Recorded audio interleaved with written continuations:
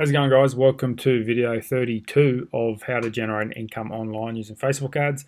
In today's video, I'm just going to show you how to set your baseline data, I guess you could call it.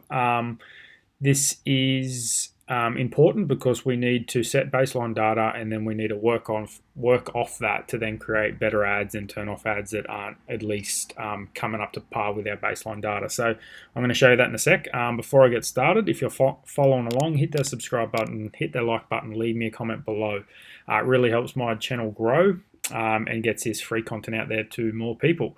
If you're watching my videos for the first time, you're like, what is this? What's this guy talking about? I'm doing a video series of how I generate an income online. So if that's something you're interested in, go back to video 1, watch it all the way through to this one, and then watch the rest of them after this. So that being said, let's just jump into it. So I'm going to go to an account that's only a new account, and we're just going to look at the baseline data that I have so far. So basically, a good way to explain this is, I have mentioned it in other videos, but a good way to explain it is to just remember the old science classes. When you do an experiment, you need a control, and then you need something to test against the control.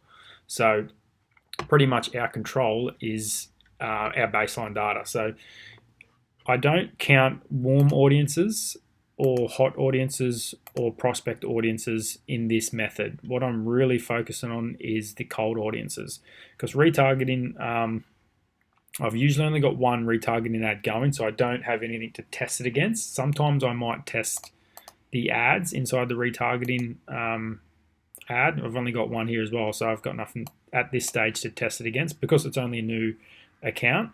Later on, I could probably test ads against each other, but at this stage on the campaign level, I'm just setting my base data. And my base data for the two cold audiences, which is these ones. If you don't know what cold audiences are, it's just someone that's never seen my product before or have never been to my website. So that's a cold audience. And in my base data right now is $9.23 a sale and $11.50. So we just want to come over here, and we want to just look at the ROAS. This has actually gone up in the last couple of days, so that's pretty good. So that's when I come to the stage of creating a new ad. Say these are both going really good, so I'm going to leave this.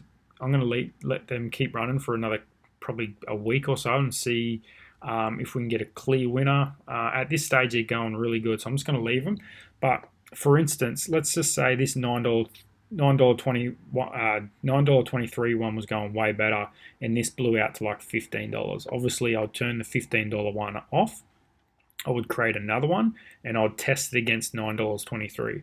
I'd run it for probably 4 or 5 days minimum, and if it didn't get close to $9.23, then I'll turn that off.